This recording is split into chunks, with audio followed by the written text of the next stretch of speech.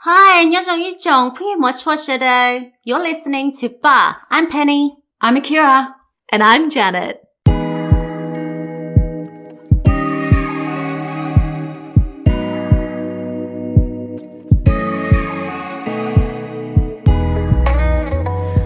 Hello everyone, welcome to episode 2 where we talk about hierarchy. While researching this topic, I was reminded of something that happened to me last year. A good friend of mine who is Hmong and male and single, so already I'm in taboo area, he sent me a photo. It was a snapshot of a group of Hmong men and it was labelled Hmong leaders. And it was posted by a Hmong woman. And my friend jokingly said to me, "Damn, you ladies ain't even considered leaders, eh?" And at the time, I was so angry because, I'm all about championing female leaders. You are? And I felt like it was like an affront to the cause. How are we not moving forward? I was upset because, one, I felt like Australian Hmong women's achievements were not acknowledged or it wasn't promoted as much as men's achievements. And two, that Hmong women weren't seen as leaders. And did I do anything about it? No, I didn't. If you were to do something, what would you have done? See, that's the thing. I'm actually glad I didn't do anything because back then I think I might have made some inappropriate comment. I think that if my friend had sent me the photo today, I would have had a response and not a reaction. After studying, doing some research about hierarchy, it's giving me the understanding, if you want to promote change, you've got to understand the structure. When we talk about hierarchy, every culture has their own sets of hierarchy. So the Hmong culture is not the only culture that has a set of hierarchy. What is the Hmong hierarchy is what I want to first go into. So credit to Dr. Bosek Gao writes in his paper, Hmong Leadership, the Traditional Model. He says that there are two things that are established when two Hmong people meet.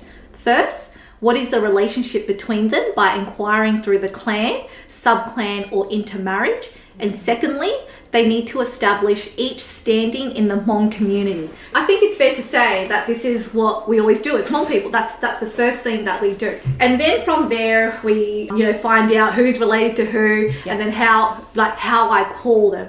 So this is something that my Australian friends probably struggle with, and I struggle with as well. And this is why I feel the topic of the hierarchy was so important, because when I was doing interpreting, I would meet someone and I wouldn't know how to address them. To address someone accordingly allows them to know that you respect them, yes. You know where they sit in the hierarchy, and then you take your position. So this is Hmong world, right? Mm-hmm. So that was really important. I didn't know how to do that. So everyone was like, "Auntie, hi auntie, hi uncle." And believe it or not, that is offensive to some yes. Hmong elders. They mm-hmm. find you calling them auntie or uncle offensive. They'll be like, "Don't call me that. Call me, Nyadalo, blah, blah, blah, or yes. Nyanzo, blah, blah, blah." Because by calling them their appropriate name, you accept them as their entitled position in that hierarchy stream. Dr. Bossakel actually writes a really good foundational piece on how these hierarchies work.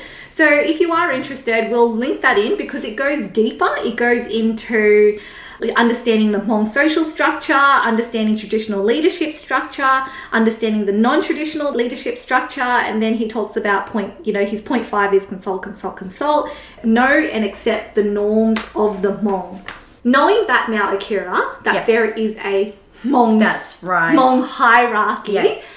How do you view that picture that was sent to you now, knowing that the person who posted it comes from a Hmong hierarchy, that structure or well, it becomes less personal because that's then right. Yeah. you understand that what they have just done, it wasn't a personal attack on women. It wasn't that she was ignoring women leaders.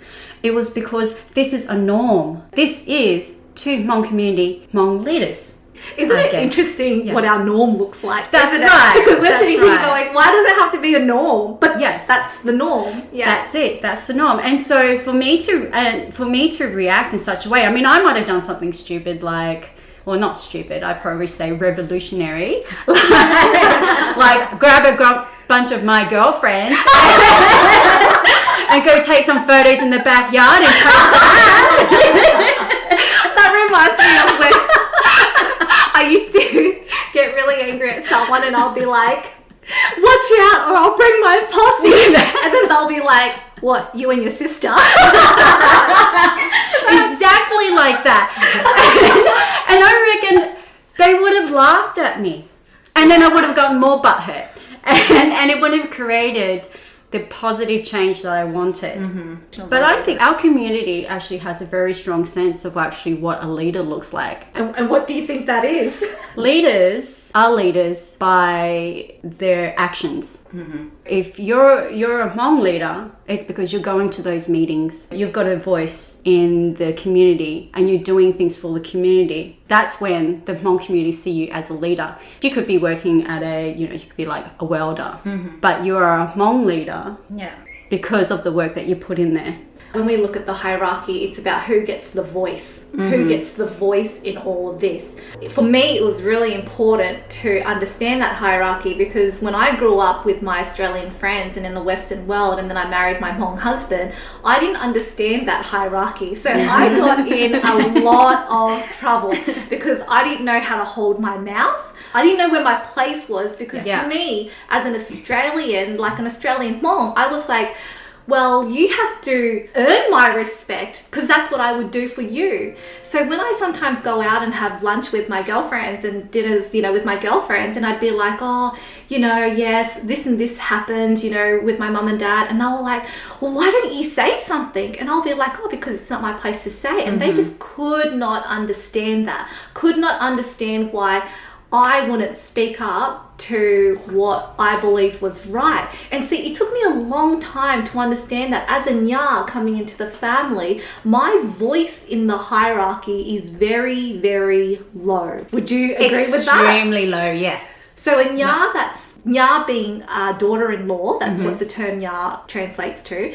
doesn't have a voice. One of my conversations I had with my dad was, yes, when you become a Nya and also when you're a daughter as well. The reason why the Nya doesn't have a voice initially is because, for one, she's an outsider. She's just joining. And isn't that so sad? Sorry that you just said outsider, because that's hurtful. Because I've just left my family to come into a family and then all of a sudden I don't have a voice and I'm classified as an outsider. An outsider. So sorry to interrupt, but yes. So you come in and it's an outsider because the family is still like, okay, who is this daughter-in-law? What is she about? What are her strengths and her weaknesses? And depending on the placing of where your husband is as well, gives the level of authority. So if you marry the youngest brother, well, his authority ain't that high because the authority of the oldest brother is higher. But then if you've married the oldest brother, he's got more authority, which kind of intertwines with you with all the other nianzos or all the other, daughter-in-laws or sisters or sister-in-laws that are younger than you. You're more superior to them, so they will look up to you. But then your opinion would generally be raised with your husband, who would then raise it with his father, who is the head of the house, who has the last say in majority of the decision makings. The reason why you come in as an outsider is because when your parents give birth to you as a daughter, they give birth to you to bring you up, and then you go and get married because you don't hold the legacy in which the sons do. So how does respect and power intertwine with the hierarchy? Status. I think maybe we need to break it down as in, like, you look at the overview of what does status look like with the Hmong community. So we start off who has the most status. It's like the Hmong elected president. And then you also go to who else has status. Well, the elected clan leader. Yeah. And then from the elected clan leader, it then shrinks down to your head of the family, right? So he's male as well. And then from the head of the family, it goes down to the son. Yeah. And so it cascades down, and then you've got the mothers, you've got the wife, you've got the daughters, and children hold the lowest status. Recently, I went through a divorce. My ex-husband lives in America. For me, being in my 30s with my own voice, my own identity, and I believe that if I'm going through a divorce with my husband, it's a divorce between me and my husband or my ex-husband. Yeah, that's your business. It's my business. Yes. So it doesn't... But is it your business? We will get to that. I finally understand why now everything had to work the way they worked.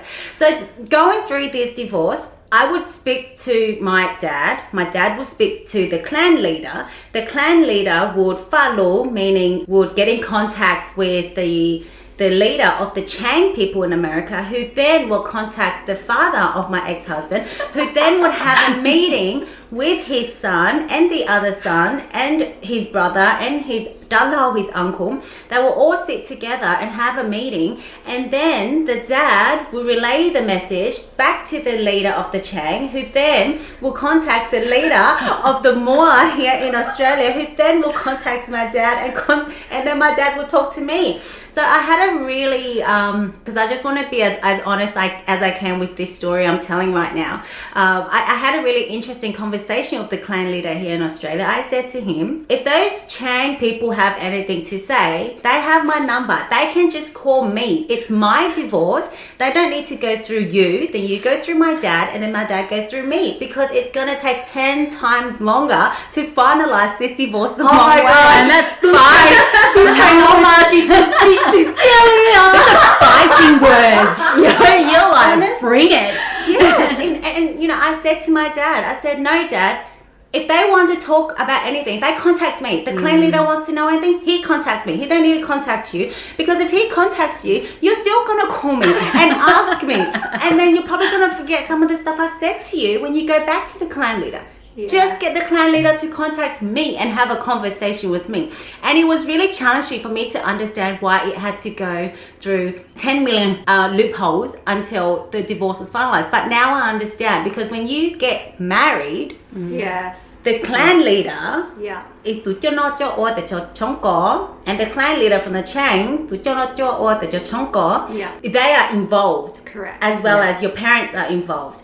So because everyone is involved at the beginning of your marriage, when you get divorced, everyone is involved. But it was really challenging for me to understand that until I really had a good, deep and meaningful conversation with my dad. Yeah, and that's understanding the hierarchy. So that's the hierarchy at its most potent working mechanics. So I was just going to say though, so once you understand how the mechanics of this whole thing works, did it make your experience easier? Not during the time, because I understood after the fact. But if I did understand during the time, I think I would have been more patient and more understanding as to why it was taking so much time, as to why it was going through so many loopholes until, it could all be settled. But the leader of the clan plays a very important role, in a sense where the leader of the clan is more superior than the father of the household when it comes to these kind of businesses. So again, it depends on circumstances. If it's only circumstances or decision making within the household, then yes, the father of the house has the last say. But if it involves the surname or your clan or the face of the clan, then it always goes through to the clan leader. Yeah. Which heads back to what Dr. Bosak Yao says, where he says the family level, which is the Iche name, are a group that shares the same ancestor, which is what you just indicated there, Penny. This is probably the true social unit in the Hmong society. The leader of this level is almost always a male member, which is what you've already both pointed out, except in case where there is no suitable male member. He's responsible for the conduct of his members, as well as taking responsibility for the actions of his entire group. Yes. He's usually known as Tu Cho No Cho Ho or Tu Cho Du. There is no set guideline for succession, as these people are not elected. And then Dr. Ba proceeds to say, in my experience, this is the most powerful and most influential person in the Hmong leadership hierarchy. This leader, the only person in the Hmong society that has the ultimate authority and responsibility over his entire group. He is the man who can create, maintain, or destroy the reputation of his members. In general, it is fair to say the stronger the leader, the better his group would become. Conversely, the family with no leader or a weak leader is more likely to be scattered, low profile, facing more challenges, and the family's standing in the Hmong community may be mediocre.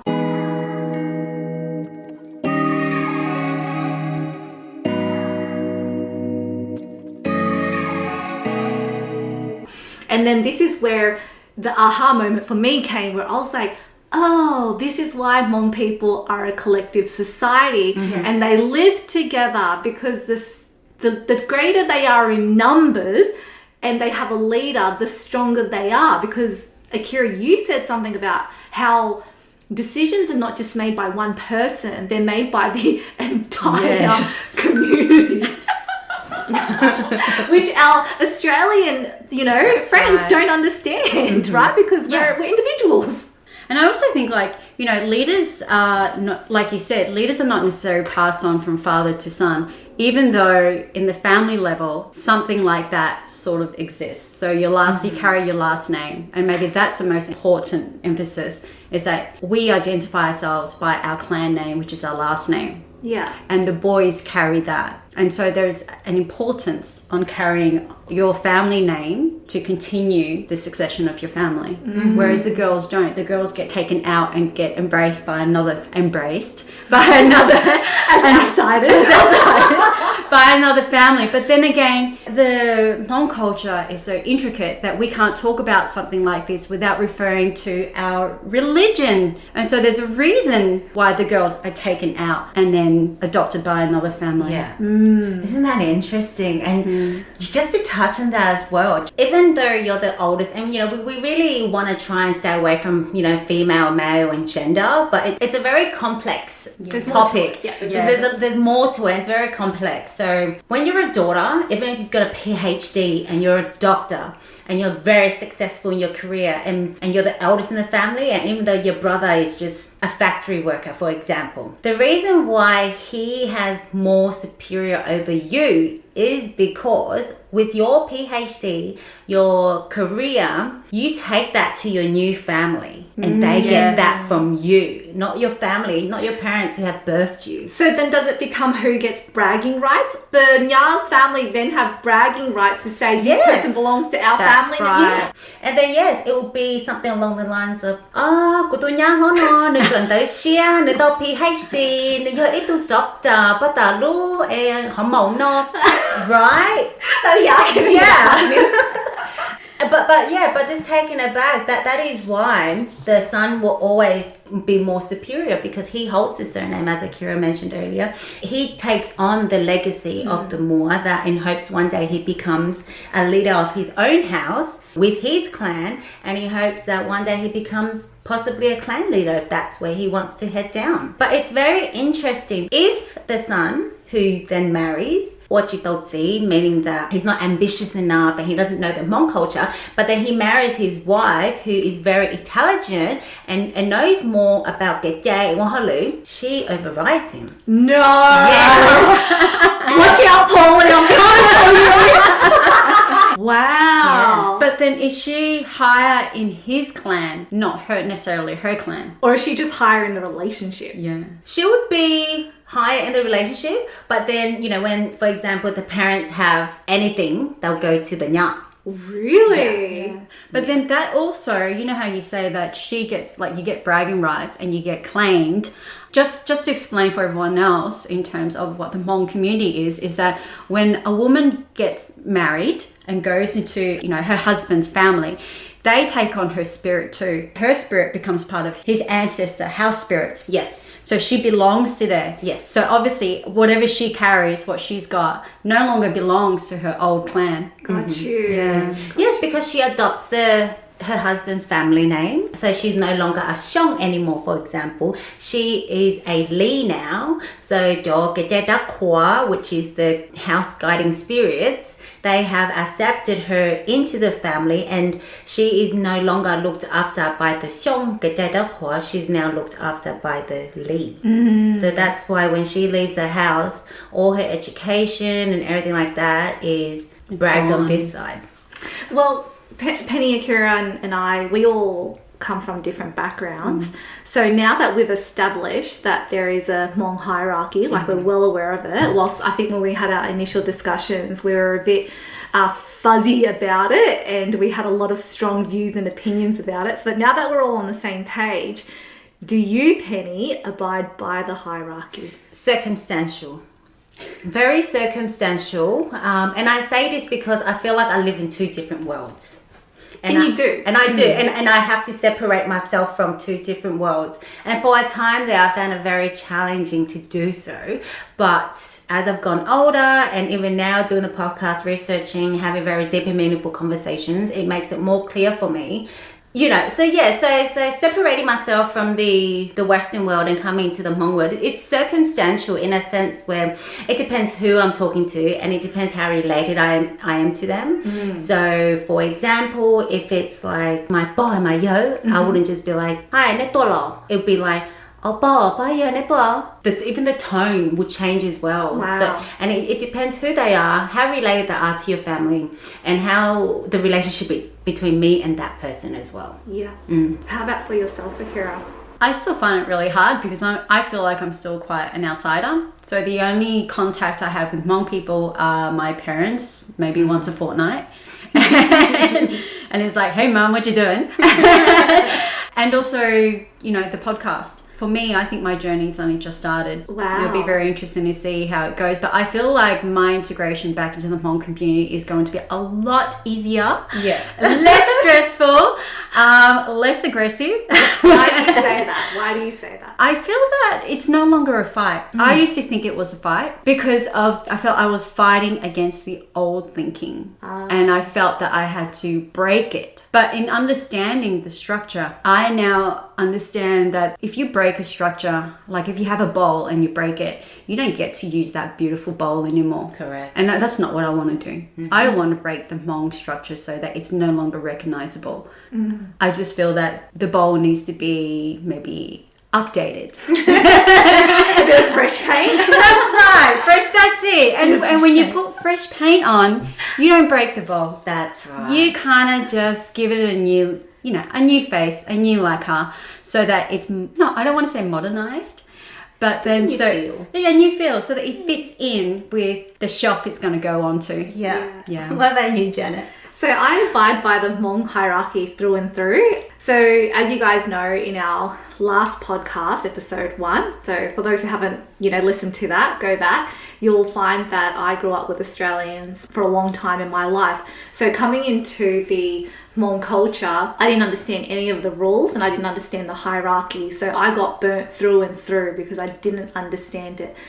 But it's taken me a long time to understand where I sit in the Hmong hierarchy. So yes, Penny, I will always abide by the Hmong hierarchy through and through with anyone that I'm speaking to, especially those who have come from Laos or Thailand or the old country, as we refer to it. Because you see, they have a certain way that they think, and they think in that certain, they have a certain set of mind, that ideology, so to speak. And so it's really important that when I come face to face with those people, that I make sure that I don't come to them equally, that I come below them, and to really show them that respect and really allow them to open up to me when I'm talking to them, if that's the intention. Where this gets really tricky, where I find that our youth may be struggling with, is that we struggle to have those conversations with our aunties, uncles, mums, dads, because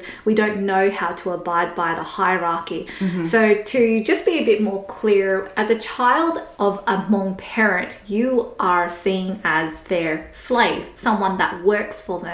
And you see, when you've grown up here, you don't see yourself as a slave. You see yourself as a person who has equal opportunity in a modern world. But your parents don't understand that. And this is what I want to highlight, which is why we then start the generation war. I very much do abide by the hierarchy, but in the circumstance, and this reflects back to something that you said, Akira, which I also found interesting, is when you have someone who's grown up with you who takes advantage of the Hmong hierarchy and then tries to power play it onto you. That's right. Knowing that you're probably not going to receive this well. What do you do then in that case when you're challenged with someone who then goes, I'm a male, I believe that I can say X, Y, and Z to you, even though I know I grew up here with you, I probably went to school with you, and I understand how equal opportunity works, but I'm going to take advantage of my position here at a Hmong wedding and power play on you. In my head, if I was going to daydream about this, I would be all kind of gung-ho and like... Punch you in the throat! Yeah, that's what I mean.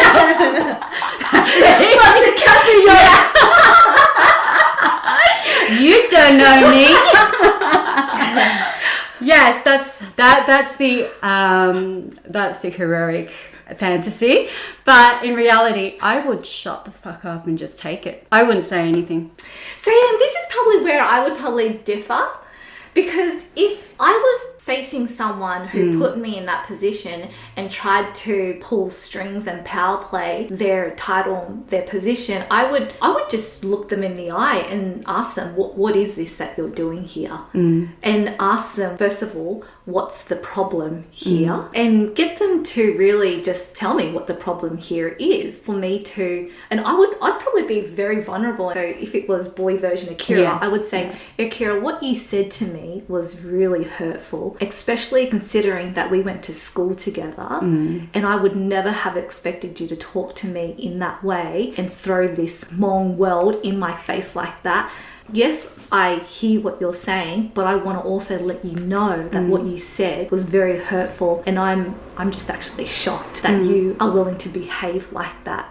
But see, that's my Hmong upbringing. You know, like as westernized as we all think we are, when your parents bring you up to be quiet and to have a certain persona in your community, as much as you rage against it, and I'm pretty sure, Penny, you're the same too, you rage against the role that you've been given, but it's ingrained in you. In some people. Yeah, well, it's some people. Yeah. It's, and so you... Or for me, as soon as I was in the situation where I'm surrounded by Hmong people, I revert back to what I've been taught. Wow. And I become less vocal. Because talking like that, I mean, someone's going to talk to me like that at work. What, you watch it, you know. I've got my teacher voice on. Yeah. But in a Hmong setting, because I've been taught where my place is, I would struggle to reply. And to respond. And I think this is where we need to learn to find our voice. Is it important to you? Do you think the Hmong hierarchy is important? I do think it's important because I feel like it needs to change. But the change in what I once thought I wanted is not the same anymore now that I understand the hierarchy. Because it's so intertwined with our religion and with who we are. You can't go in there. You can't just go, no, now you got to start giving your name to the women. You can't do that. That's not realistic. It's not realistic because, again, it takes us back to changing our surname once we get married. Where else the boys, they marry into the house, but they keep the surname, and then they have sons who carry their surnames who have sons. But then us daughters, when we go and get married, we adopt the Xiong surname, for example, and we have children and sons who become Xiongs. Personally, the structure wasn't important to me previously, growing up in my teens. Because you were quite fierce with I was very fierce. Views and opinions, which is a definitely no-go. Like, you had too much of a voice, which you shouldn't have in this case. Too much of a voice, and I think it was like not an aha moment to the community. It was a WTF moment to the community. Like, we've never seen a Hmong girl be so opinionated. We've never seen a Hmong girl be so rebellious in her words, in her choice of words, and that is classified as Which means someone who doesn't abide by the culture. Which is true. They were right. They were right.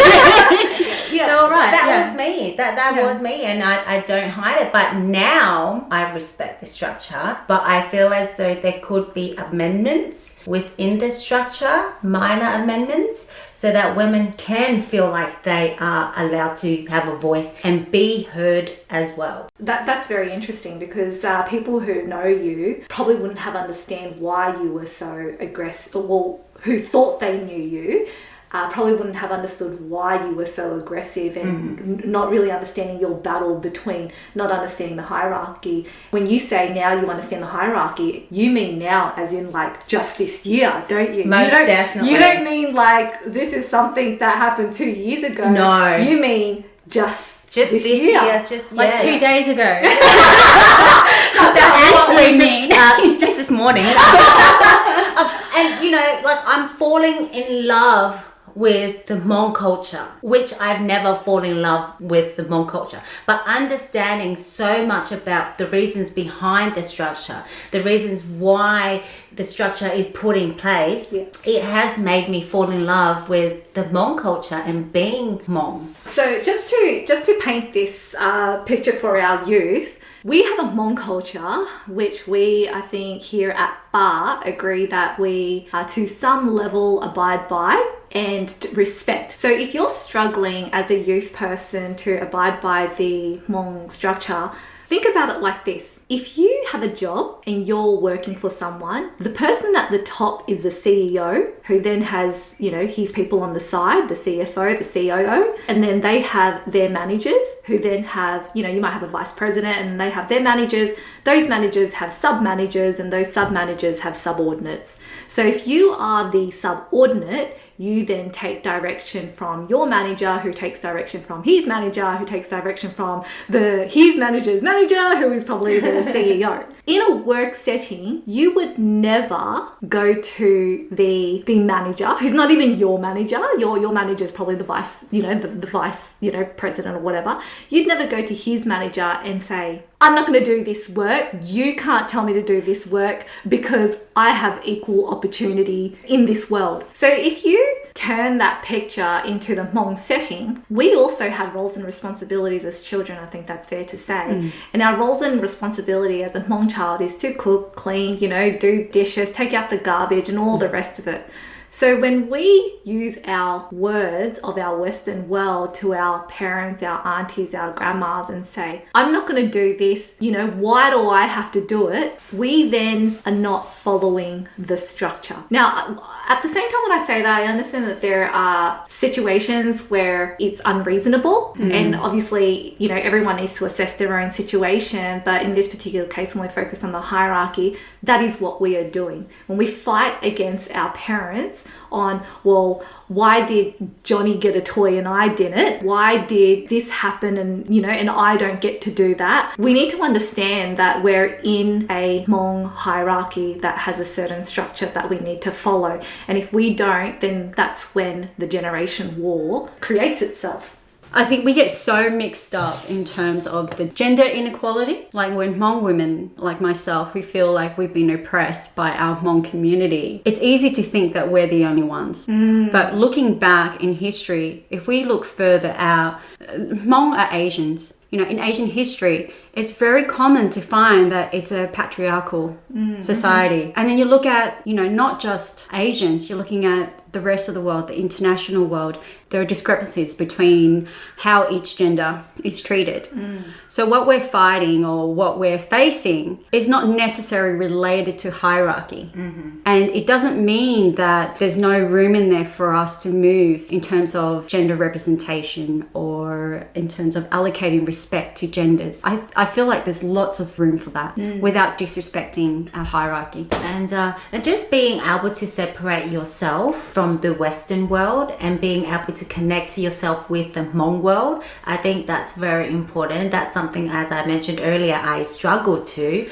It's a hard skill. It's a very hard skill to be able to separate yourself from two worlds. Yes. To be able to live one. And then to know which one you're in when it comes to the circumstance. Right. That's right. The situation. Yeah, because there are certain circumstances where that masculine woman from the, from the Western world just wants to come in, and she wants to get her opinions heard and she wants to defend her right and she wants to defend her voice. But then it's like, hang on, no, I'm in the Hmong world right now. I cannot speak so harshly to elders. Yes. I cannot speak so harshly even to my older sisters or my older brothers. Yes. I cannot speak so harshly to my younger brother because he carries the more legacy. So just being able to separate yourselves is definitely, it would be challenging, but it's a skill that if you can execute it, it will benefit you.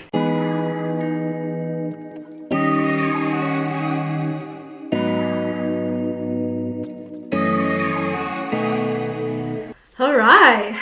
So we'll go into some inspo time here with Ba, and hopefully you guys can take what we've discussed today as part of some tools that you can hopefully ponder on and execute and apply when you're ready. For those who are growing or have grown up in a Western society and learning to and or may have already adopted the Western culture, may we develop the strength and ability to be in the moment of those who we are engaging with, to understand where they are placed on the hierarchy and deliver to them their preferred means of communication. May the words that we use be selected to speak in the direction of their hearts so that we can advance as a culture that is understanding, compassionate and forgiving. Thank you to all you beautiful listeners who have tuned in today with us at Bar, our episode 2, The Hierarchy. We hope you've enjoyed it. And we look forward to reading your comments. We really encourage you to share your stories with us. This is why we're here. And lastly, guys, don't forget to follow and subscribe us on YouTube, follow our Instagram, like our Facebook page, and check out our website. Cú sa mô lô xì hở nó lô ô châu đâu, sợ đầu ô lô đọc bên nhó bà sợ hốt cho mong bé có ba podcast nó. Cú sa hay hiết chat tại ít khó lô đâu, cho nhiệt cho gì, cho bó cho dơ, lô dơ cho nên lâu. Yêu bé bé tu chạy nó hay tao chỉ thư lô dơ hay tao xế này là thọ nên giả đu chỉ bú đồ bé thiám. Cú và thích chia sẻ hay tìa bé yo xin chí episode bé. Bye!